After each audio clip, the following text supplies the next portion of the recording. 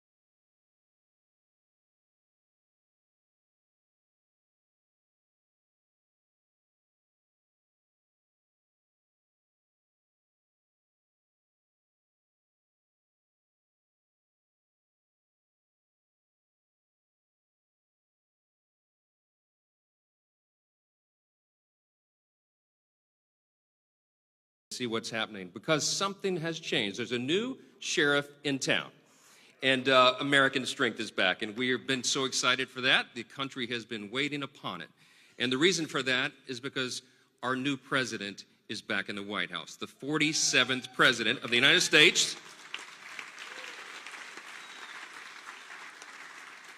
He doesn't need a long introduction, and I won't give you one, but I would just say this. The first week in office was the most momentous of any that anyone can remember, probably of any administration, and he's already accomplished more for the American people than his predecessor did in all 4 years.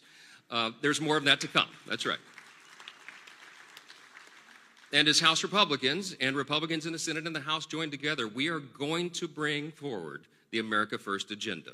We will be a part of this new renaissance in America, the new golden age, and it begins right now. My friends, my colleagues, ladies and gentlemen, I am so excited to introduce to you tonight the 45th and the 47th President of the United States, Donald J. Trump. Let's hear it. And I'm proud to be an American, where at least I know I'm free.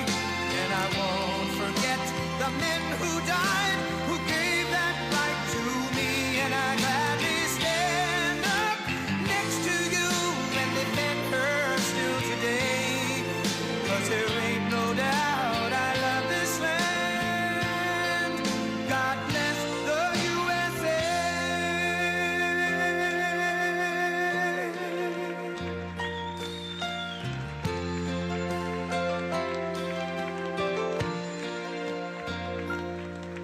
From the lakes of Minnesota to the hills of Tennessee, across the plains of Texas, from sea to shining sea, from Detroit down to Houston and New York to LA, where there's pride in every American heart, and it's time we stand and say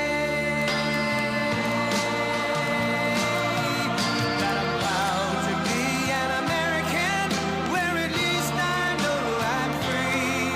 And I won't forget the men who died, who gave that right to me. And I gladly stand up next to you and defend her still today. 'Cause there ain't no doubt I love this land. God bless the USA.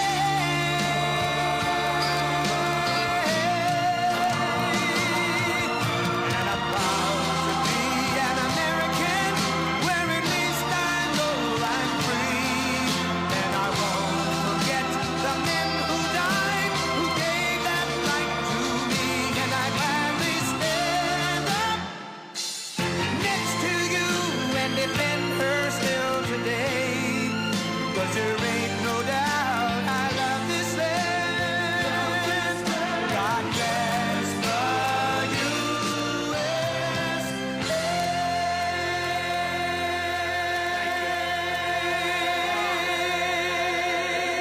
Thank you very much, everybody. I want to thank you all and congratulate you. I mean, this is a very big congratulations to our re-elected House Republican majority on your largest popular vote. Did you know that? Since 1928? That's a long time, Mike, right? That's a long time. But I especially want to thank our outstanding leadership team. Speaker Mike Johnson, we all know so well. He's doing great. Majority Leader Steve Scalise, who's gone through so much, and he looks better today than he did 10 years ago. I don't know what's going on. Thank you very much, Steve. You look great. Majority Whip Tom Emmer. Tom, thank you. Great job. And House Conference Chair Lisa McClain. Lisa, thank you very much. Great job. Great job. Thanks as well to all of the incredible House members and staff for your tireless work on behalf of our country, along with Congressional Institute CEO Kelly Strickland. Thank you very much. Thank you. Kelly, thank you very much.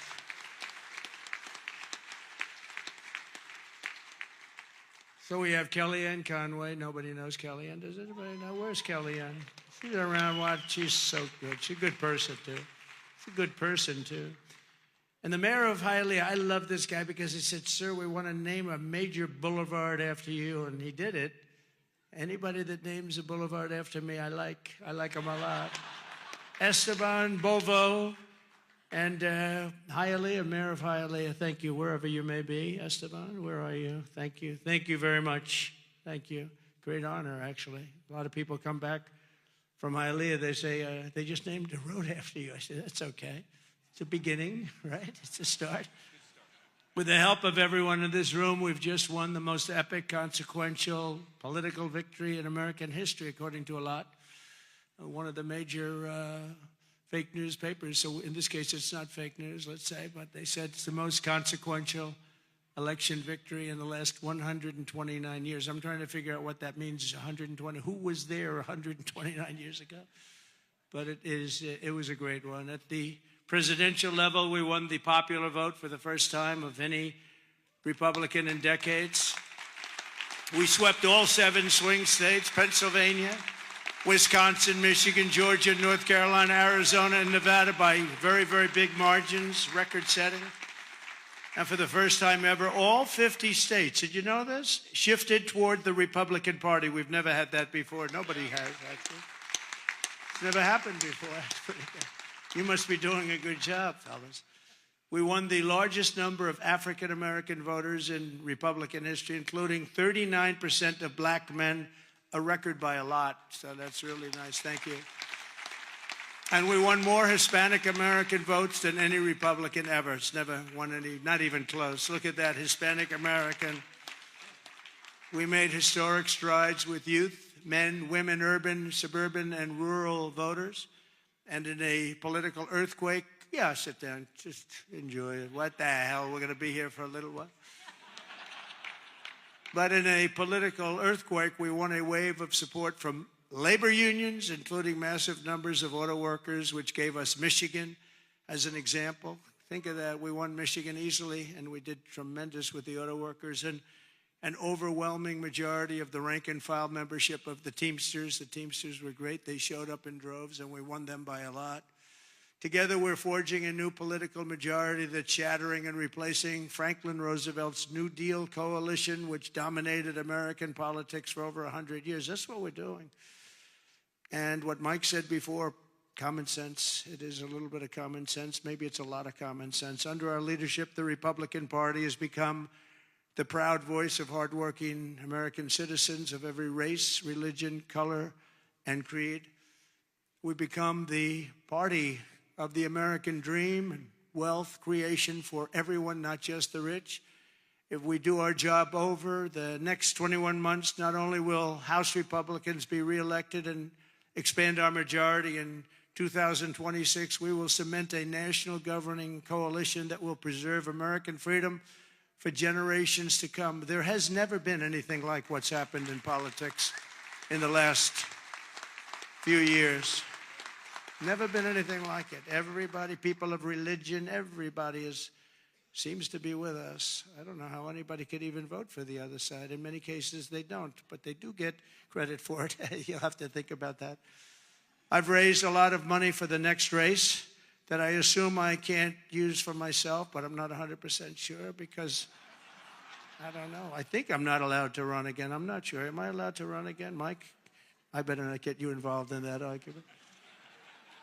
No, we raised a lot of money, a tremendous amount, and our teletown halls are something that's very special that nobody else is able to even contemplate using. We've gotten a lot of people elected with those teletown halls. We get on, we have 25,000, 30,000 people on just in a congressional area, and they win easy. It works for Elvis, the Beatles, and it doesn't work for anyone else, but it works for Trump. And we would have tremendous crowds on those calls, and I think we have, I'll bet we got 35, 40 people elected because of the town halls. But I did say to them, and I said, this is the greatest, the person that sort of has the rights to it, and he happens to be a great Republican. I said, this is the greatest invention. This thing is going to make a fortune. He said, no, it's not that good, actually, because it only works for you. He said, actually, sir, it only works for you because somebody else they're not picking up. So I'm honored to have that privilege, and I used it carefully. But we've done a lot of the teletown halls for people, and I don't think we've ever lost one, right? It's hard to lose one, even if you only get 5,000 or 6,000 people on a congressional race. But we've done them for states, we've done them for governors, and we've done them for senators. And We did a couple countrywide. I did a couple for myself countrywide. They're absolutely amazing. And we got the message out through that and lots of other means. We even got it out through TikTok. Has anyone ever heard of TikTok? I have a little bias toward TikTok right now, I have to tell you. So we won youth by the largest margin, no Republican. You know, we generally don't win youth. We won by 36 points. Can you imagine that? And I think TikTok had something to do. So pardon me if I'm a little bit, I became a little bit jaded toward TikTok, but we'll see what happens. We're going to have a lot of people bidding on it. And if we can save all that voice and all the jobs, and China won't be involved. You don't want China involved, but we'll see what happens. We'll see what happens.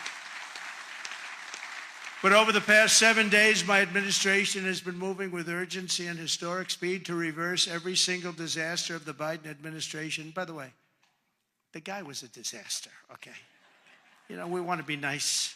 And he's probably not listening right now because it's a little late. But, you know, I don't want him to listen. I don't want to say it. I feel badly. I was, you know, making the inauguration speech, and I'm saying all the bad things. And he's sitting like right here. You know, I'm saying they were a horrible administration. They didn't know what they were doing. They were grossly incompetent. I got a guy sitting right next to me. It's not that easy to do, even though he didn't understand what I was saying. He really did. And deliver on the mandate that we've been given by the American people. In a single week, I've taken over 350 executive actions. We've signed 300, and who ever heard of that one? And as I said in my inaugural address, the American decline is over. It's over. The golden age of America has officially begun, and I think that's a good thing for us to talk about, the golden age and the American dream. I think it's a good thing because people haven't been talking that way for a long period of time. On day one, I directed every member of my cabinet to marshal all powers at their disposal to defeat inflation and bring down the cost of daily life, and we're going to do that. You're going to see it starting to happen when we get going with the energy. The energy is going to, you know, brought everything up. It's going to bring everything down. I imposed a federal hiring freeze, a federal regulation freeze, a foreign aid freeze. A foreign aid freeze, isn't that nice? We get tired of giving massive amounts of money to countries that hate us, don't we? And I created the new Department of Government Efficiency, and I think it's going to be very meaningful. I terminated the ridiculous and incredibly wasteful Green New Scam, one of the great scams in history. Actually, isn't it 12 years up? They gave us 12 years to live, right? I think that we passed it, right? We're still around. Can you believe it? You know, the person that really came up with it is a person that never even took a course on the environment, was a poor student, not a good student, didn't understand a lot. And she came up with this idea, and everybody all of a sudden started going. And then mainstream, you know, important Democrat leaders were starting, you know, they got sucked into it. And we've spent trillions of dollars on just like throwing it out the window. You could throw it out the window. You would have been better off. I withdrew from the one-sided Paris Climate Accord, and I canceled. It was so one-sided, you know. We had obligations, but Russia didn't, China didn't, other countries didn't. We paid everything. We're going to lose $1 trillion over a short period of time on that. And we had to do everything. They didn't have to do anything. It was ridiculous. And I canceled the insane and very costly electric vehicle mandate. So you can buy a car of your choice. If you like gasoline, go have it. And if you like hybrids are doing well. You can have it, or you can buy an electric car. We like electric. We like everything, but you have to have a right to buy everything. I withdrew from the World Health Organization, where we paid $500 million a year, and China paid just $39 million a year, despite a much larger population. How about that? So we're paying $500 million a year. China's paying $39 million a year. They have 1.4 billion people. We have, nobody knows what we have. So many people came across the border. Nobody has any idea. I used to say like 325, but we really don't know. But we're going to know soon. We're going to know. And I tell you, our people are doing Tom Holman and his staff are doing an incredible job getting the bad ones out. I declared a national energy emergency to unlock the liquid gold that's right under our feet, because we will drill, baby, drill. We're going to drill, baby, drill. It's going to bring down prices. And your energy costs are going to go way down, and that'll happen, I think, relatively quickly. I'm going to give fast environmental approval for anybody building a plant for electric generation, and anybody that invests more than $1 billion will get super rapid approval. Not that they have to wait for 9 years, 14 years, like I approved LNG plants in Louisiana. They were waiting for so many years. It wasn't Louisiana's fault. It was some people, they just wouldn't get them done. You've got a snail here, a tiny tree here, and I got it done in a matter of a few days. I actually got it done. It took them 14 years. I got it done in about 3 days. The people, as we called them, I'll never forget, I called them and I said, congratulations, you got your permit. What? They were so shell-shocked. They didn't know what the hell was happening. They're going to spend, and they spent about $16 billion on each plant, and they've been roaring since then. But we got them done in a matter of a few days. Over the past week, we've begun the largest deregulation campaign in history, far exceeding even the record-setting efforts in my first name. That was record-setting deregulation, and that was just as big as tax cuts as far as business and jobs were concerned, I'll tell you. I actually asked, it's interesting because I actually asked some of the biggest businessmen in the country, I said, let me ask you, have you had the choice between the big tax cuts? We cut it from 40% to 21%. We're going to cut it further. But we cut it down to 20. Everybody said that would be impossible. The people on the stage helped us with that one a lot. But I said, if you had your choice of that or the big deregulation cuts, what would you take? These are the guys that run the big companies, the big oil companies, the big companies of every kind. I said, would you take the big tax cut or the big cut in regulations? And I've never had anybody said they'll take the tax cut. They took the regulation cut. I'll bet I asked that question 100 times to 100 of the biggest people. They always said, sir, we'll take the regulation cut. You opened us up. You let us create all these jobs that we've all seen happen. So it was even bigger than the big tax cut. I also signed an order to end the weaponization of our government against the American people and investigate all abuses of power. And I stopped government censorship once and for all, and we brought back free speech to America. That's what happened. We're going to bring it back. Because we didn't have free speech. We didn't have free speech. I mean, I was investigated more than any human being in history. Alphonse Capone was a baby.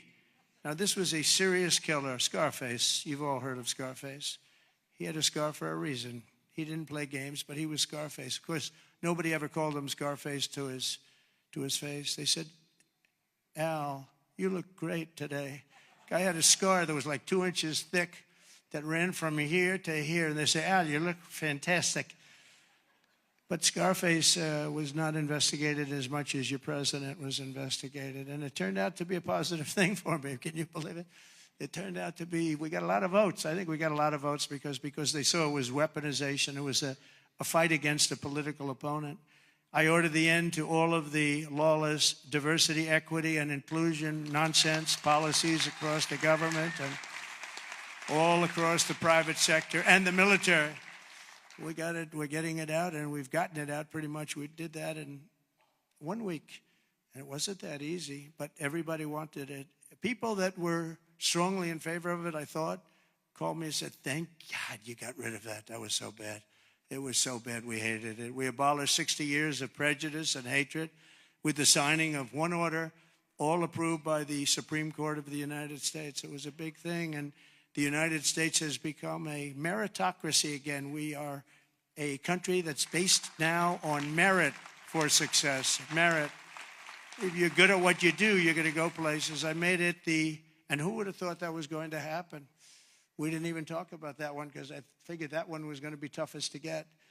And so we are now, if you do a meritorious job, if you do something where you're just outstanding, you advance, and that's what it's about. It's about competition, and it's about a lot of things, and the other becomes a very dangerous plateau. We were on that plateau too long, and it's one of the reasons that you saw very bad things happening with our country. I made it the official policy of the United States government that there are only 2 genders, male and female.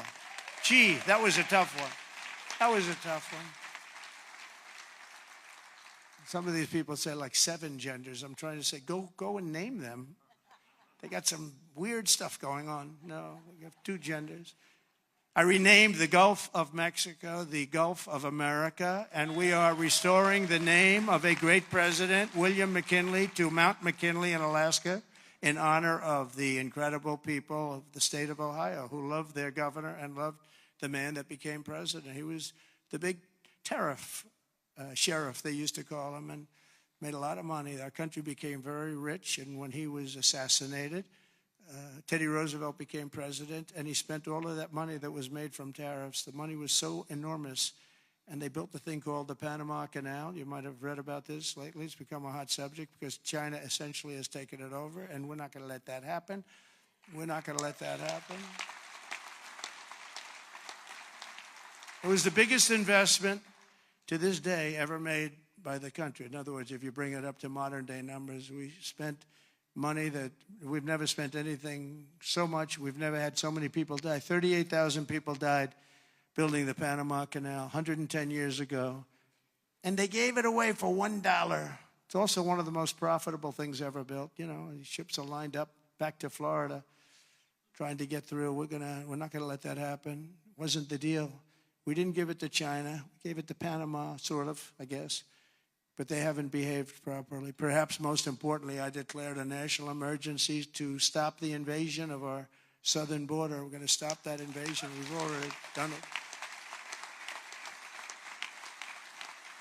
And today in Tijuana, you probably saw, I got a call from Tom Homan and some of the people. They said, sir, it's unbelievable. There is nobody. You have this huge area. It's a gathering area. It's always been packed with these people. What they did to our country is so unbelievable. That they could do this to our country is so horrible. But he said there's nobody there. And then they actually put it on television. I got to see it. And there was literally not one person, this vast area where people stay there all day long and they just walk right into our country. They just unchecked, no way, no check-in for IDs like voter ID. They don't want voter ID because they want to cheat. They wanted these people to come in because they want to cheat too.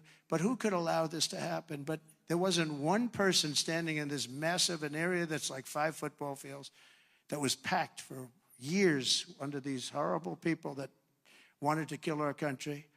We halted all illegal entry. We have successfully ended catch and release, and we're deporting 100% of all new trespassers apprehended at the border, and nobody's coming in, and nobody's coming now because they know they're not going to be able to come in. So we've really stopped something that was very, very serious. But we have to get the bad ones out. We have many murderers, many very bad people in our country that they've allowed because of a ridiculous, actually stupid, open border policy.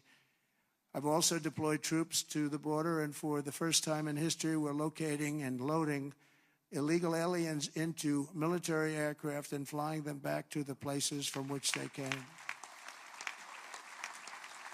And very importantly, America is respected again. We're respected again. Isn't that nice? You know, after years of laughing at us like we're stupid people. And as you saw yesterday, we've made it clear to every country that they will be taking back our people that we're sending out, the criminals, the illegal aliens coming from their countries. We're taking them back, and they're going to take them back fast. And if they don't, they'll pay a very high economic price, and we're going to immediately install massive tariffs. It'll be placed on them and other sanctions, but the tariffs, I told you, most beautiful word in the dictionary. I also told you that I said that the first time, and I got just absolutely decimated by the fake news, you know. I said, it's the most beautiful word, and the fake news said, what about religion? What about God? What about love? So now I say it's the 4th most favorite word in the dictionary. It's God, love, it's all these other things, but I say number 4, but God, love, religion, tariff, 4th. Another couple of weeks, it'll be like 10. Hopefully it's going to stay in the top 10, but the fake news went after me, Tom, because I didn't say the first 3. And now now that I say it, immediately say it. I'm sure they're going to find some others. Throughout the week, the heroes of ICE have been hunting down and arresting hundreds of illegal alien criminals per day, including those with charges and convictions for rape, child sexual assault, terrorism, and even murder. Many murders in the crowd, and many of these murderers have committed far more than one murder. This is not going to work out, and we're going to get them the hell out of here. And members of the savage Venezuelan prison gang known as Tren de Agua and MS-13, including 50 violent individuals who were rounded up in Aurora, Colorado, which the Venezuelan gang took over. The governor, who's a radical left governor, was petrified. He didn't know what to do. He said, no, it's not that bad. They've only taken over a couple of apartment houses. See, they went into the real estate business. They did it unconventionally. They did it with guns. We have to go out and borrow or use cash to buy. They just did it with guns. They took over. He said, no, it's not that bad. They only took over a couple of buildings.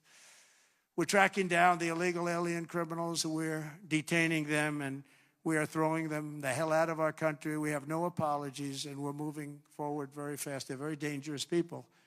They're very dangerous people. They're violent people. I used to say these are more violent than our criminals. In fact, the best part about them is they make our criminals look quite nice, actually, by comparison. They are very violent people. We also have many violent criminals in our country, however, that did not necessarily come here illegally, but have been arrested 30 times, 35 times, 41, 42 times in a couple of cases, 25 times, 18 times, many for murder and other heinous charges such as pushing people into subways. As the train's coming along at 45 miles an hour, boom, you get pushed into the subway. They had it last week. Hitting them in the head with baseball bats while they're not looking, punching old ladies in the face, knocking them unconscious and stealing their purse. They even break into apartments and rape elderly women and beat up elderly men, beat them to hell. And I don't want these violent repeat offenders in our country any more than I want illegal aliens from other countries who misbehave. And I say, and this is subject to getting it approved, but if they've been arrested many, many times, they're repeat offenders by many numbers, I want them out of our country. I also will be seeking permission to do so. We're going to get approval, hopefully, to get them the hell out of our country along with others. Let them be brought to a foreign land and maintained by others for a very small fee as opposed to be maintained in our jails for massive amounts of money, including the private prison companies that charge us a fortune.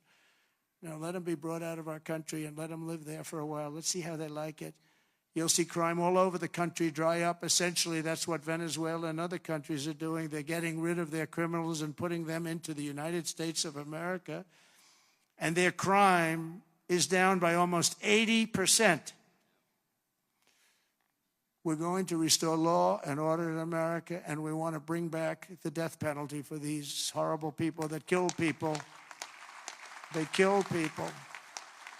It's always a tough thing to say because I don't like it. Nobody likes it. But if you don't do it, we're just looking for trouble.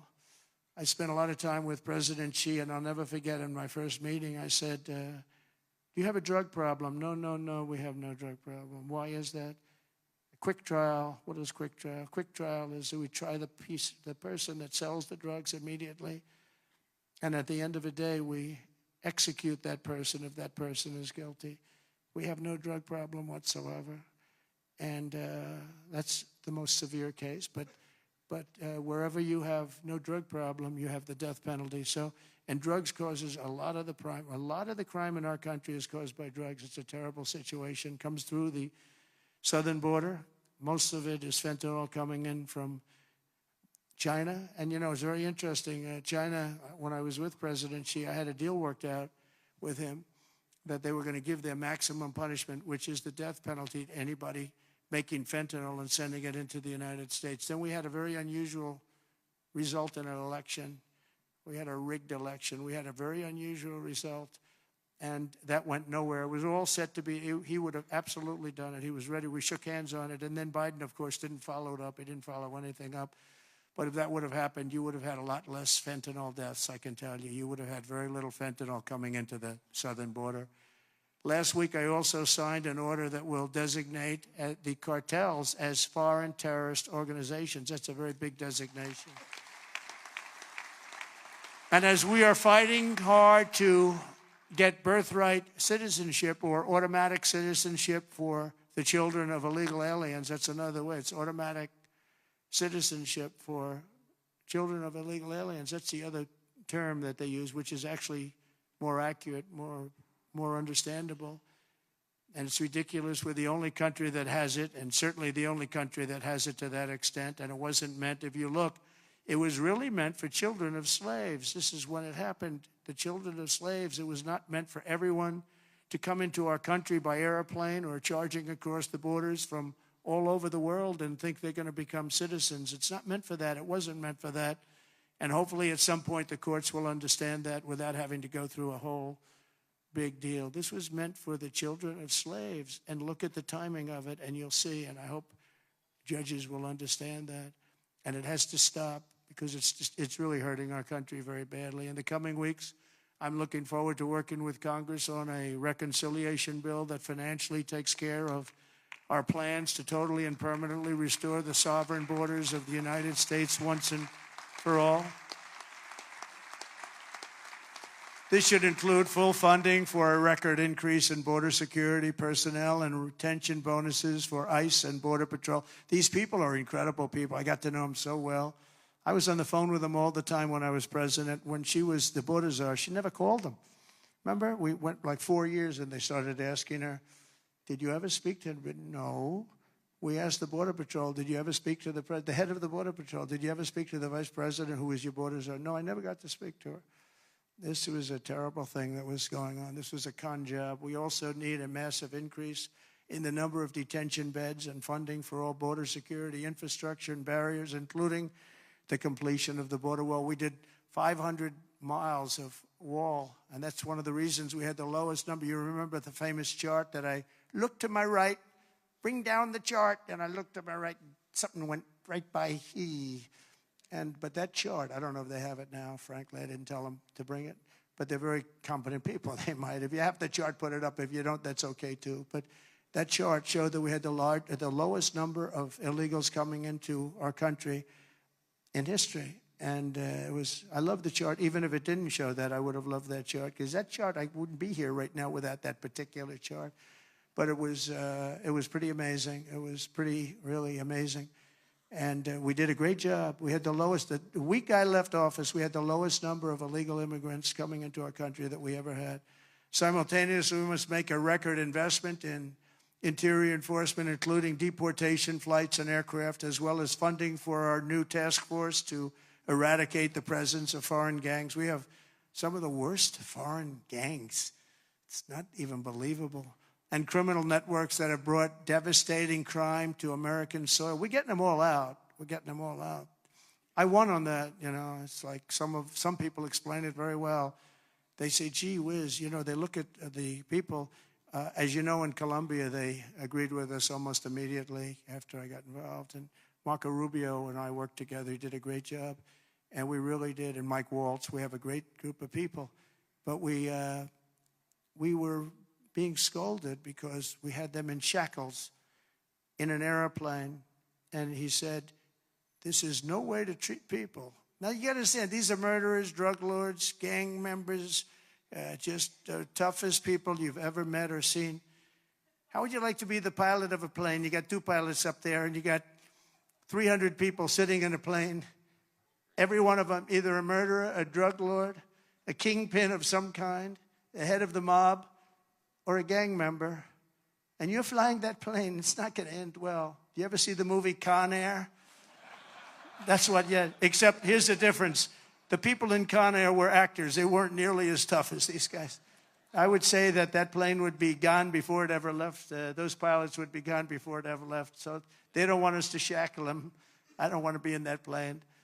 I want to thank every Republican House member for voting to pass the Laken Riley Act, the first enforcement only bill that's been passed in 3 decades. I met the parents of Laken, and they were incredible people. They were just so devastated. I mean, can't even explain to you. You can't say somebody's life is over, but essentially their life is so different, and it can never be the same. She was beautiful. She was great person. But to have a bill of such importance named after is a great tribute. But what these parents, and you know, you have so many of them, where they've lost a loved one to crime, but to this new form of crime, criminal, illegal aliens, it's massive. The numbers are massive, and you add that to the crime we already had. This shows the potential for additional enforcement bills that will help us crack down on criminal aliens and totally restore the rule of law in our country. I'm also eager to get to work with Congress on the largest package of tax cuts and reforms in American history. We've got to get that done. And we don't want to get hung up on the budget process. We just want, whether it's one bill, two bills, I don't care. Let these guys, they're going to work it out. They're going to work it out one way or the other. But the bottom line, the end result is going to be the same. We want to have all of those benefits. And we want to keep people's taxes low and actually make them lower. And that's not just rich people. That's everybody. It's, frankly, proportionately the lower scale, much more so than a higher scale. Not only must we permanently extend the Trump tax cuts, you know, if we don't, you're going to have about a 60% tax increase. But I also intend to keep my promises, starting with no tax on tips, no tax on Social Security, and no tax on overtime. We're working very hard to get them done, and we are. I went to Nevada just this last couple of days. Started off in North Carolina because I didn't want to forget the people of North Carolina were treated so badly by FEMA. And they came to me, they said, "Sir, you're going to California tomorrow." I said, "Well, what about North Carolina?" "Well, we'll do that another time." And I said, "No, we won't. I'm stopping in North Carolina first." And we stopped there. We met great people. Franklin Graham has done a fantastic job. He's done a great job, but others also. And I met people that were devastated. The Democrat Party with FEMA, their FEMA did absolutely nothing. And we have that worked out. Your congressmen are helping very much there. Your three Congress people are working very hard on that whole thing, along with Michael Whatley. And Laura wants to be involved too. Laura Trump, she's doing great jobs. She's done a great. Michael and Laura have been unbelievable as the head of the RNC. They've been unbelievable. Unbelievable. You know why I picked Michael? I said, who ran North Carolina? Tell me. Because in the 2016 election, we did so well. And then in 2020, we did great in North Carolina. But others, we watched, ping, ping. What the hell's going on? But with North Carolina, when he had 600 lawyers, 601 lawyers working for him, and they didn't play games in North Carolina, I said, that's the guy I want to run it. And Michael Whatley has done an unbelievable job, and he worked with Laura so well. She comes from that state, from North Carolina. They've done such an incredible job. So thank you very much. I want to just thank you in front of leadership. Incredible. And I really don't want to give him another job, to be honest. That's the most important job. He said, "Sir, I'll go anywhere." I said, "I don't want you to go anywhere. I want you to stay where you are.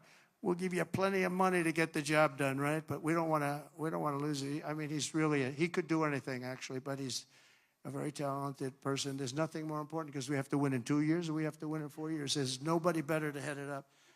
So thank you very much, Michael, and really stand up. We're just an incredible job.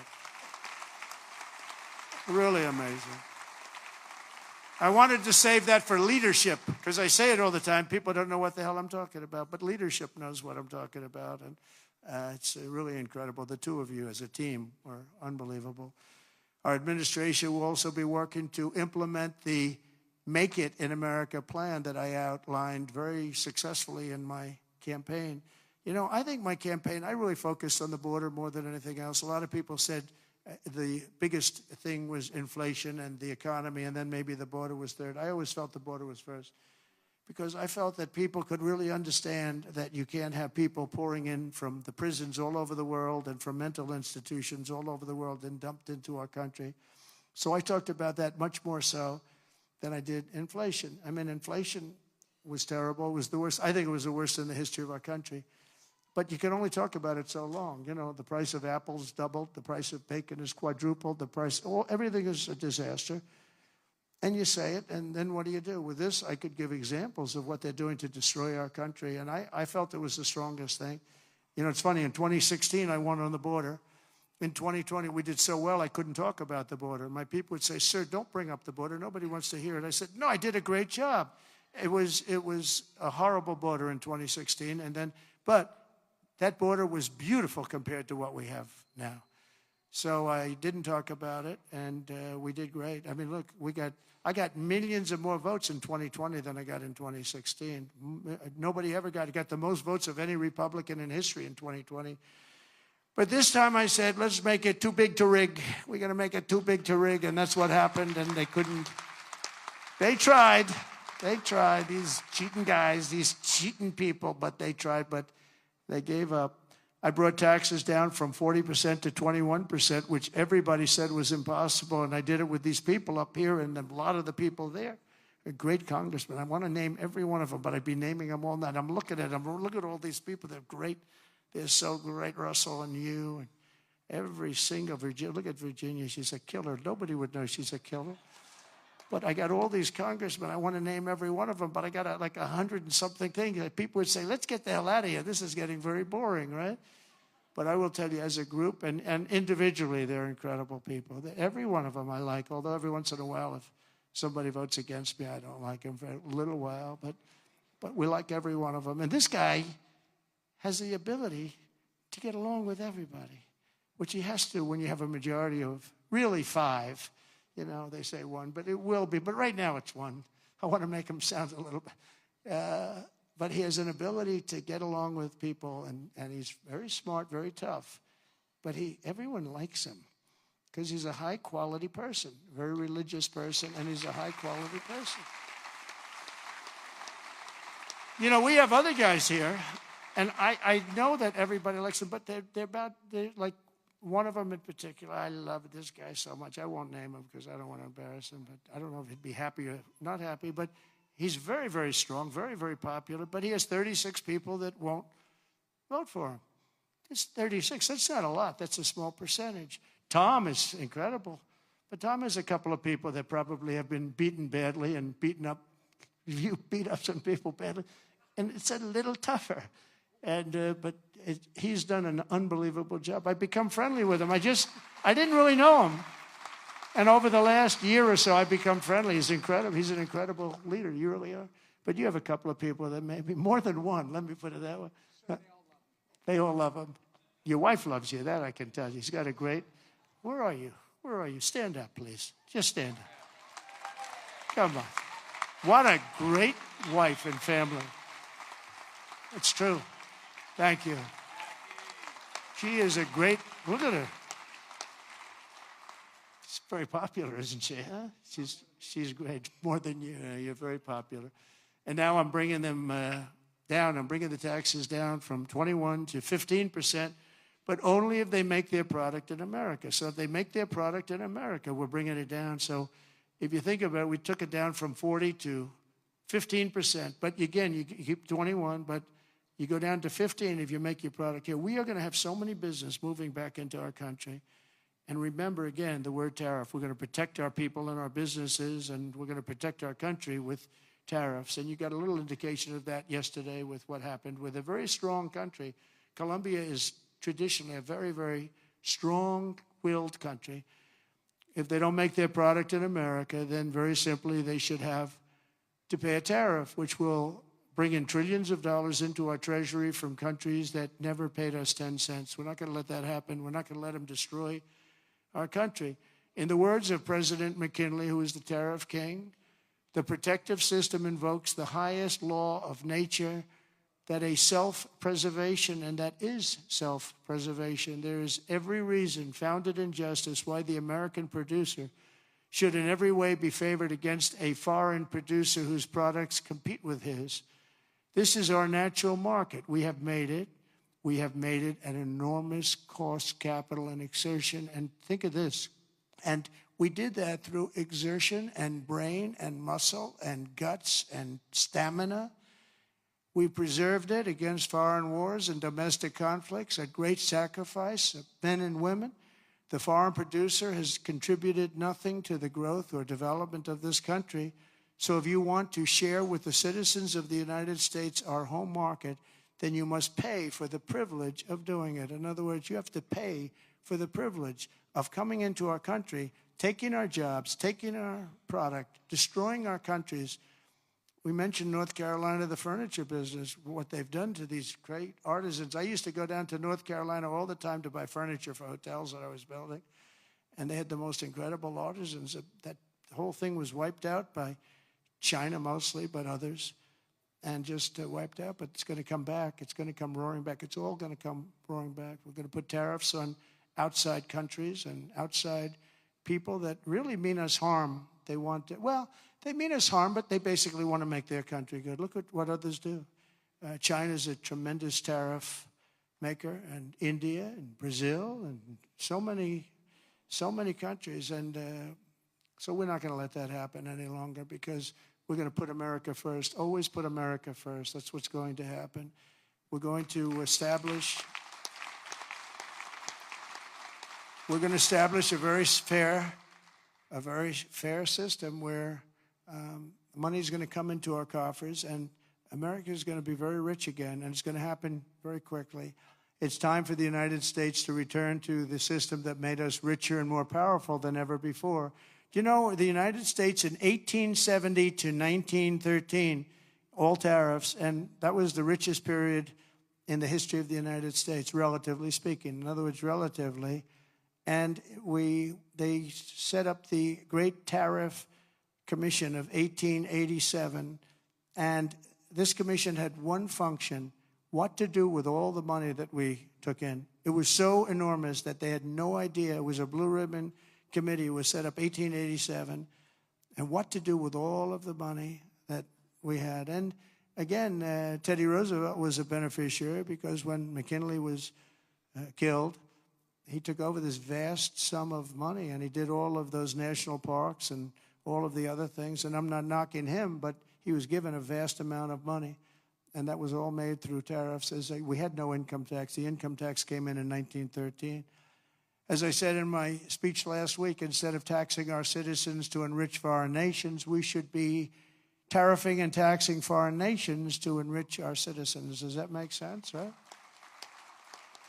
Under the American First economic model, as tariffs on other countries go up, taxes on American workers and businesses will come down, and massive numbers of jobs and factories will come home. The job creation will be enormous. In particular, if you look at the automobile sector, I mean, we're just being wiped out. You just take a look at what's happened to that over the years. And the auto workers voted for me. I have an obligation to do what's right, and I'm going to do that. Do you know, in Mexico, they were going to build the largest auto plant anywhere in the world, and it was during the campaign, my most recent campaign, and a very great gentleman, all he does is he builds auto plants. He was building this factory, and I said, how's it going? I said, I want to go around and take a look at one of your factories that you're building, one of the big ones, one of the good ones. I said, okay, are you ready? When are you going to do this? Is 9 months ago. He said, you'll have to go to Mexico. I said, what about the United States? He said, we're putting up a couple, but they're small. He's the biggest guy at doing this. He said, in Mexico, they're building massive automobile factories. I said, you mean they're doing it? And who's the owner of the factories? He said, mostly China. One in particular is massive, and it's built fairly close to the border. So they were going to build cars and send them into the United States for no tax or very little tax, and destroy Detroit, just destroy the rest of it, what's left of it. Because Mexico's taken 32% of our business over 30 years. And the other one is Canada. Canada's taken massive amounts of, they send us millions of cars. We don't need them for that. We want to have the cars made in Detroit or South Carolina or many other locations, whether it's union or not union.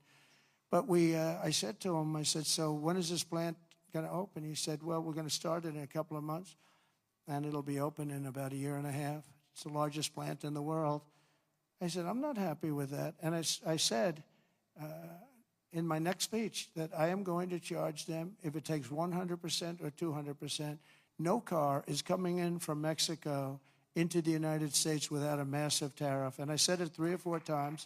And what happened is about 2 months later, I see that same gentleman who was in the audience, and I said, I want to see him backstage after I'm finished with the speech. And I met him backstage. I said, John, let me ask you, what happened with that plant. Where is it now? He said, sir, China's canceled it. Why? Because they think you're going to be elected, and they thought you were going to charge big tariffs on the cars coming in, and it doesn't work if you're going to charge. So they canceled the plant, and Detroit now will breathe, and we're going to do just the opposite. We're going to have these companies come in, and they can build that plant if they want, but they have to build it across the line. They have to build it in the United States. Amazing. Amazing. We did so many things, and we weren't even elected yet. That would have been a disaster. If that plant were built, it would have been a disaster. That would have wiped out. That was bigger than most of the factories put together, the auto plants put together. In particular, in the very near future, we're going to be placing tariffs on foreign production of computer chips, semiconductors, and pharmaceuticals to return production of these essential goods to the United States of America. They left us and they went to Taiwan, which is about 98% of the chip business, by the way. And we want them to come back. And we don't want to give them billions of dollars like this ridiculous program that Biden has. Give everybody billions of dollars. They already have billions of dollars. They've got nothing but money, Joe.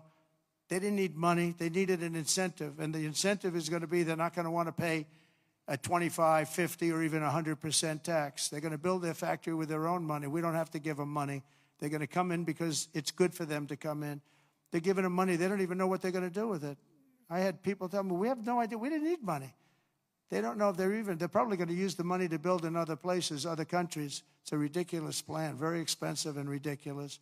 The only way you'll get out of this is to build your plant. If you want to stop paying the taxes or the tariffs, you have to build your plant right here in America. That's what's going to happen at record levels. We're going to have more plants built in the next short period of time than anybody ever envisioned before, because the incentive is going to be there, because they have no tariff whatsoever. In fact, they have help from us if they build their plant in America. And we're going to look at pharmaceuticals, drugs. We're going to look at chips, semiconductors, and we're going to look at steel and some other industries. And you're going to see things happening. If I didn't put on the massive steel tariffs, you wouldn't have one steel plant right now in the United States. If I didn't put on the tariffs on washing machines, dryers, and the like, you wouldn't, in Ohio, you would have lost all of those companies that made washing machines and dryers. Jim Jordan is the one that got me started. Was Jim here by any chance? Is Jim here? Where is Jim? Where's Jim? Oh, look at him. Wow. That's not a great seat for a man of such power. Do you know that Jim has he's a great wrestler. He was All-American wrestler 3 times, 128 and 1. That's not a bad record, and that's the way he fights, too. But he has a better record. Undefeated as a wrestler in high school. And I say, how can you do that? Because a freshman can't beat a senior. But he figured out how to beat seniors. So stand up again, Jim. Let's give you a hand as a wrestler. As a wrestler, big hand. As a politician, very good. But Jim, is it true that we went up there, remember we had 25,000 people standing in the streets in this little beautiful town with Whirlpool, right? And they were going to close up their factories because South Korea was dumping washing machines and other things like that, and they were dumping. And we put a 50% tariff, and then 75, even 100%, and now they're thriving, right? Without Trump, they would have been closed up. But Jim was the one that got me involved. Are you guys all happy with Jim? Do you like him? Because I like him. I like him, right? We like Jim. What's not to like? He gets on television, he's like a wrestler. He's got this boom, boom, boom, boom. Very impressive, Jim. Anyway, it's good to see you. I like that guy a lot. I like a lot of the people in the audience a lot. I like the people in this room. We have the same basic philosophy. We have the same thoughts. What's not to like? But I'll also be placing tariffs on steel, aluminum, and copper, and things that we need for our military. We have to bring production back to our country. You know, there was a time when we made 1 ship a day. And now we can't build a ship. We don't know what the hell we're doing. It's all gone to other locations and other lands. And to further return production to the United States, we're going to environmentally free up our rare earth minerals. We have some unbelievable sites. We have some of the best rare earth anywhere in the world, but we're not allowed to use it because the environmentalists got there first. They said, you cannot touch that land. I look at the land. It looks like every other piece of land. What is it? Well, this is very protected. They have no idea what they're doing to our country. They use the environment to stop progress, so we're not going to let that happen. We have Lee Zeldin I don't know if Lee's here today, but Lee Zeldin is going to be fantastic. He's going to head up the whole environmental. And I said, Lee, if we have we put in for a power plant, and if we don't get the approval, like that you can start within 12 days, one day would be even better, but 12 days, 14 days, see what you can do. And Lee's great. Lee knows what's good and he knows what's bad, and he'll be very fair. But we have to get it moving, because some of these jobs, like the ones in Louisiana, they were 14, 15 years, they couldn't get their approvals. We can't let that happen. When people come here with massive amounts of money, they want to start, they want to go. And we know what's good and we know what's bad too. And Lee Zeldin's going to do a great job environmentally. As we fix our tax system, we could also cut colossal amounts of government waste, fraud, and abuse, of which there's a lot. But tonight, I restate my pledge from the campaign. I will not sign any bill that cuts even a single penny from Medicare or Social Security for our great seniors. We don't have to do that. We don't have to do that. We'll not touch those benefits in any way, shape, or form. I want to use that because during the campaign, they had these fake ads that Trump is going to cut Social Security. No, they're the ones that are going to cut it, because the country's going to go bankrupt under them. And that's why it's going to cut, because they're not going to have a choice. Not that they're saying we're going to cut it, but our country was heading for absolute bankruptcy. Using reconciliation, I also look forward to working with you to make our energy policies permanent and making our historic deregulation efforts a fixture of U.S. law, so that no future president, like they did with Anwar. I got Anwar approved. Nobody could do it, including Ronald Reagan in Alaska. It's the largest site, potentially the largest site in the world, larger than Saudi Arabia. And I got it done. Ronald Reagan couldn't get it. Nobody could get it done. They tried, but they couldn't get it done. I got it done. And the first thing they did was end Anwar in Alaska. The biggest, most powerful site maybe anywhere in the world, and we got it done, and we're going to get it done again very quickly. Now, I think I do it with an executive order, because they didn't go through Congress. I got it approved through Congress. So I think we get it done fast. But it's going to be, that can supply all of Asia with its location. All of Asia can be supplied by Anwar. So there's so many things, but we don't want to have any future president ever sabotage our economy with out-of-control regulations, as the last 2 Democrat presidents have done. They went crazy.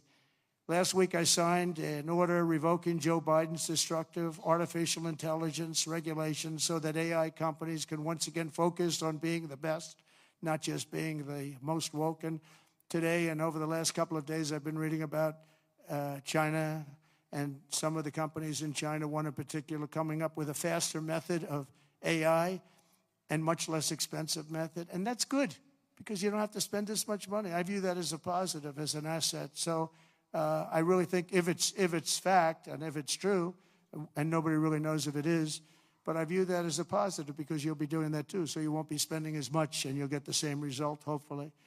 The release of DeepSeek AI from a Chinese company should be a wake-up call for our industries, that we need to be laser focused on competing to win, because we have the greatest scientists in the world. Even Chinese leadership told me that. They said, you have the most brilliant scientists in the world in Seattle and various places. But Silicon Valley, they said, there's nobody like those people. This is very unusual when you hear a DeepSeek, when you hear somebody come up with something. We always have the ideas. We're always first. So I would say that's a positive. That could be very much a positive development. So instead of spending billions and billions, you'll spend less, and you'll come up with, hopefully, the same solution. Under the Trump administration, we're going to unleash our tech companies, and we're going to dominate the future like never before. And finally, we need to work together on a defense bill that once again fully rebuilds our military for our great warriors. We have to have a strong,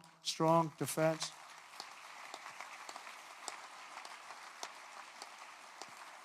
And in a little while, I'll be signing 4 new executive orders. First is that I'm directing our new Secretary of Defense, Pete Hegseth, who's going to be great, by the way. Thank you for the support. Thank you very much for the support. You really did support him greatly. I think he's going to be fantastic. I know him very well. I think he's going to be fantastic. He's what we need.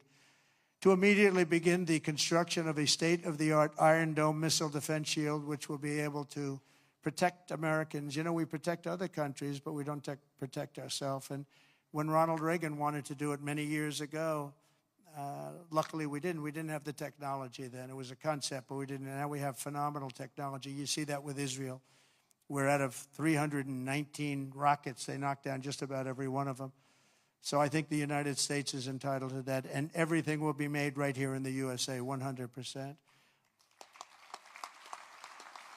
And next, to ensure that we have the most lethal fighting force in the world, we will get transgender ideology the hell out of our military. It's going to be gone. In addition, we will stop our service members from being indoctrinated with radical left ideologies such as critical race theory. We're going to stop it. It's already been stopped. It's already been halted, totally halted. And finally, we will offer full reinstatement to any service member who was expelled from the armed forces due to the COVID vaccine mandate. And we will restore them to their former rank with full pay. And I think we're going to have a lot of people that join. And one thing I'll say, if you looked at our recruitment over the last week or so, 2 weeks, it's through the roof. You know, we were having a lot of people weren't signing. We were having a hard time recruiting people because they were looking at these people that they were supposed to be their leaders, and they weren't happy. They didn't like people that fall going upstairs. If you're going to fall, at least go downstairs from the plane. That triple fall. I use that thing in more ads. I didn't have an ad where I didn't put that in. Just a little quick 1, 2, 3. Reminded me of Joe Frazier when he went down, right? George Foreman, Joe Frazier. 3 falls in a matter of seconds. I said, can you speed it up a little bit? People are getting tired of it. But no, we have now the best recruitment we've seen in a long time. There's a tremendous number of people wanting to sign up. January 20th, 2025 was a turning point in American history. Starting last week, we're ending years of incompetence, radicalism, and betrayal, and we're ushering in the most exhilarating era of reform and renewal in the 250-year history of our country. And just in conclusion, I just want to say that this has been a very exciting and will be a very exciting new chapter. There's nothing we cannot achieve as long as the Republican Party remains united. I hope you can remain united.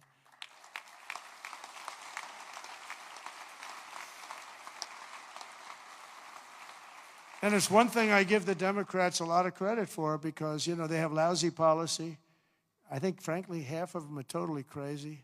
But they do stick together. They stick together on stuff that nobody can. I mean, how can you want prisons emptied out into our country? They stick together. They stick together on everything. Impeachment hoax number 1, impeachment hoax number 2. They stick together.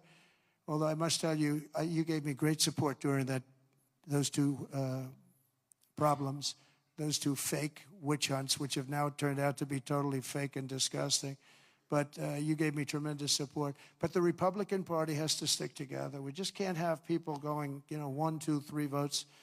And we don't have that luxury. It would be different if we had a 20-point, 30-person majority, but we don't. We have to help leadership. And, you can be assured that you have certain philosophies, that if you're going to have most of the people, almost all of them, voting for something, you're going to be okay. It's not going to be bad. You have to stick together. It's the one thing that I would say we don't get very high marks. Everything is so hard. We always have 2 or 3 or 5 or something, people that just don't want to do it. And you just got to do it. You just got to do it. Make life easy. Just got to do it.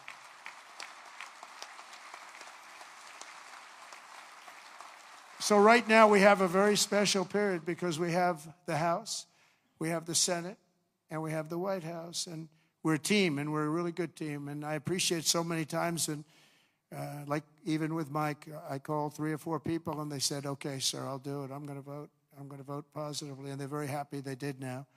But when I called, we've gotten such a great response. We just had that happen with Pete Hegseth, and we have it happening with others. But we really appreciate it with the House. The House has been, it's a very difficult situation when you have that small a majority. But in a certain way, it brings you together. It actually can unify more than anybody would ever know.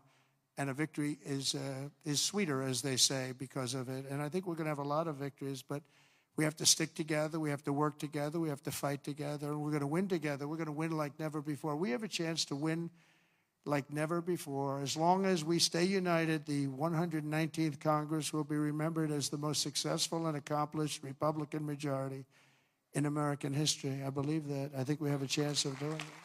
All right?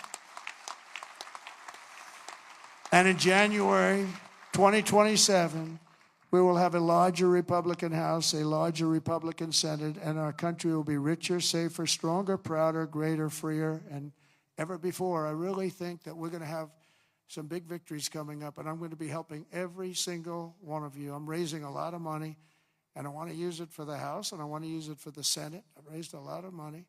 And, I told my people, we raised $1.7 billion. They raised $2.6 billion. They have the unions with, checkoffs, which is always tough, $10 a month times millions and millions of people.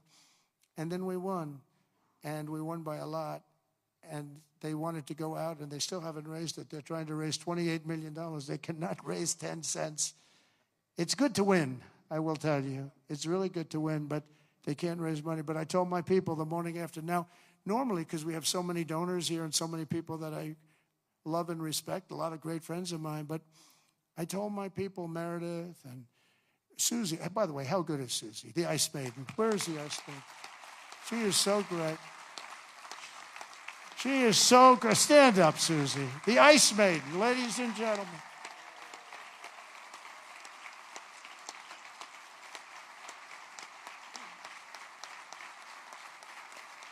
Wow, look at that.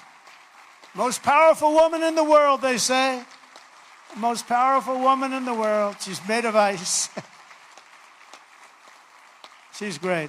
No, when I came to Florida, Florida was a Democrat state. Had a Democrat governor. They had one Democrat senator. It was largely a Democrat state. And through various reasons, I ended up with Susie running the campaign, and she was unbelievable. We won it in a landslide. And then the second time, we won it in an even bigger landslide. And when it came time to choosing somebody to run the campaign, the whole campaign, I said, what about Susie from Florida? She never lost. I won every primary. I won every. I didn't lose anything. And it was a Democrat state. And it was a landslide both times. And all of the Republican stuff was almost like it didn't even exist. It was amazing. I said, what about Susie? Well, sir, a woman has never been in this position before. I said, really? Oh, by the way, we have Kellyanne Conway. She didn't do too badly either, right? She did a great job, 2016. And when it came time to chief of staff, do you know that there has never been a woman chief of staff? But there is now. There is now, right? I didn't know that. I'm so surprised. I'm very surprised. But it came time to running the campaign, and I said, well, I've never had a loss with Susie.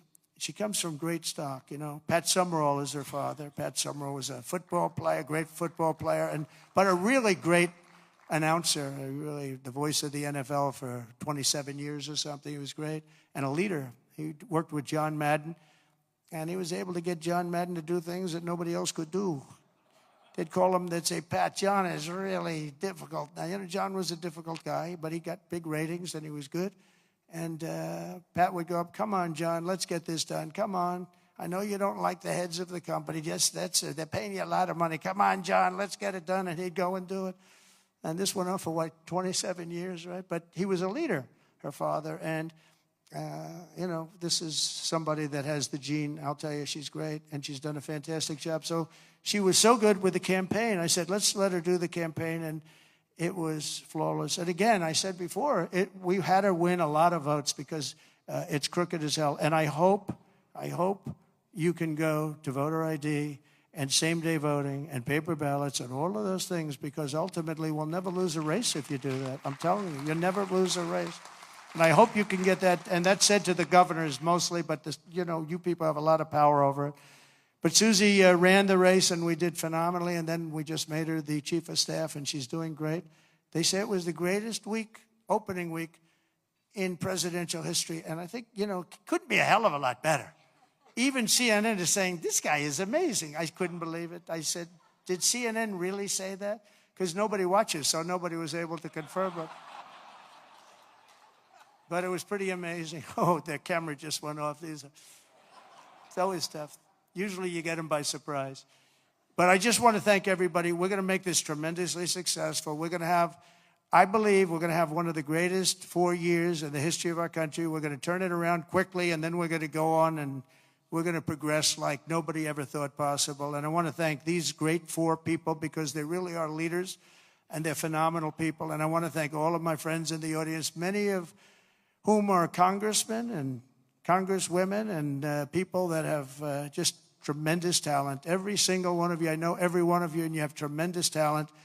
And if we stick and if we fight together, there's nobody can stop us. We're going to have, because they have bad policy. Their policy is so bad. Nobody could win with this policy. Nobody. And we have the best policy. And again, as they say, and we say, and I've been saying for a long time, we're the party of common sense. And we're the party that's going to have the best 4 years ever. Thank you very much. Appreciate it. Thank you very much.